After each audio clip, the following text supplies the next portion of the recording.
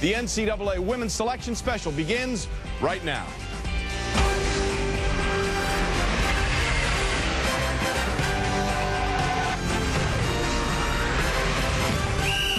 It has been 10 straight tournaments since a Pac-10 team has made it all the way to the Final Four.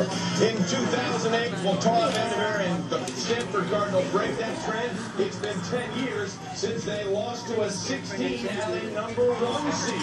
We will check in with Tara and Stanford to tell, did that loss put their first tournament bid in tournament history in Selection Special, the exclusive home of the NCAA Women's Championship Basketball Tournament? Trey Wingo here along with Kara Lawson and Stacey Dales. It is going to be a great couple of weeks, guys, but if you look, as we get set, will be the University of Connecticut. University of Connecticut, of course, the Big East champ. They will be taking on Cornell, who gets the automatic bid out of the Ivy, and congrats to Cornell, the men and the women, both in the tournament. And then we stay to the Des Moines region now. Iowa State, not necessarily a home game, but certainly a friendly crowd in the 7-10 matchup as they take on Georgia Tech. Well, I love this matchup. Really a clash in styles. Iowa State relies heavily on the three-point shot, but Georgia Tech, the nation's leader in steals, they will get after you with their full court pressure. But if you look at Rutgers, should they advance, and this is what I respect about Vivian Stringer, should they advance, should Iowa State advance, you're looking at a team in Rutgers that could potentially have to play on the home court or close to the home court in the state of the team that is from that state, the home state.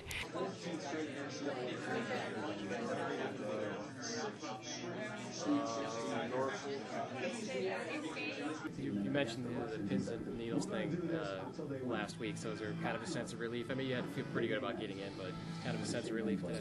Oh, yeah, there's a great sense of relief. I mean, it was a long day. I mean, this is the first time we've been in this situation. We you know, normally if we were in, we knew we were in. We just waiting to see who you're playing.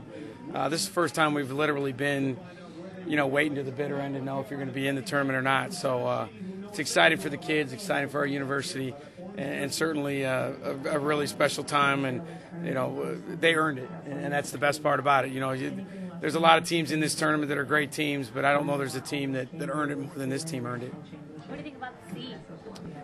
You know, to be honest with you, I've done this long enough where the number simply tells you who gets to wear the light jersey and the dark jersey. I really don't pay much attention to it. I think it's more about, you know, how you match up to teams and things like that, and the way they have to move people in the bracket. So they could have seeded us 64th. It wouldn't have mattered. They could have given us the Houston Rockets. It wouldn't have mattered. I don't care. I'm just glad we get to play, and I'm just glad, you know, we get to coach them a little bit longer. Do you know anything about your team? Georgia Tech, the only thing we know is, you know, they're in the ACC, which is a great league, and they're very they're pressing, athletic, attacking kind of defense. My son coaches at Maryland, and I watched them on TV against Maryland, and I watched them a little bit early in the year against Iowa. So when you lead the nation in steals and block shots, you're not playing real passive defense. So we're gonna have to be ready for it. But that's the great thing about playing the Big 12. I don't think there's a style we haven't seen yet. So the challenge for our kids will be enjoy this tonight. The coaches will work tonight, and we'll let them think about Georgia Tech tomorrow. But tonight they need to think about what they've done and how special they are, and the opportunity they've earned. If you were coaching against the Houston Rockets, how would you go about trying to stop them right now? I don't know. I mean, someone's going to beat him sooner or later. So make Tracy McGrady shoot the ball more, probably. I don't know. I think it's just one of those things. Teams get on a run. Things happen for a reason, and our team played well at the end of the season. So it's great that you're rewarded for this. And you never know. You don't know what's going to happen.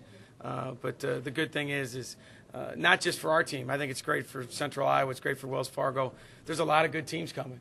You start talking about Rutgers and Coach Stringer coming back, and Oklahoma State's an outstanding team. Ohio State. There's a lot of stories to this event that go way beyond Iowa State. And I think that if you like basketball and you like March Madness, I think it'll be a lot of fun for people who, to go to Wells Fargo and watch those games. Is it easier on you guys to not have to travel so far? Oh yeah, it'll be easier. You know, it's you know, when you just get on a bus and go, it's a little bit quicker and easier. Probably, you know, one of the hardest things about these tournaments is always getting travel arranged. That won't be hard for us. You know, if we had to, we could just caravan down. If we couldn't get a bus, so that's a hard part about it. So, but it'll be exciting, and there's a lot of people who work really hard to make this event go, and I think these kids did their part to help, and hopefully it'll be a great weekend. Will the team be staying in Des Moines, or we haven't really got to that point. Our goal is really I want this to be as NCAA-like as possible. I don't even know the rules as far as if we can stay. I mean, I want this I want them to experience everything every other team does. So we'll meet with our administration afterwards and look at the rules. But you don't want it to be just commute and play. I mean, this is bigger than just a game in an NCAA tournament.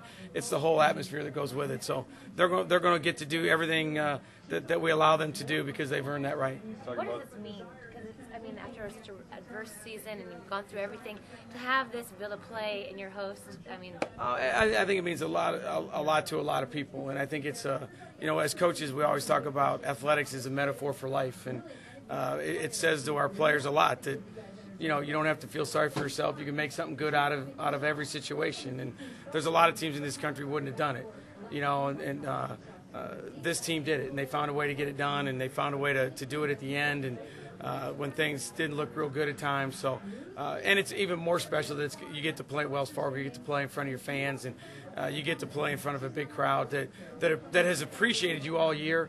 Now maybe the whole country gets to see it, and the most important part is it's a great way to showcase our university. This is advertising, marketing that you couldn't pay for. The attention that Iowa State's going to get, and that's a lot of fun, and hopefully we're doing our part.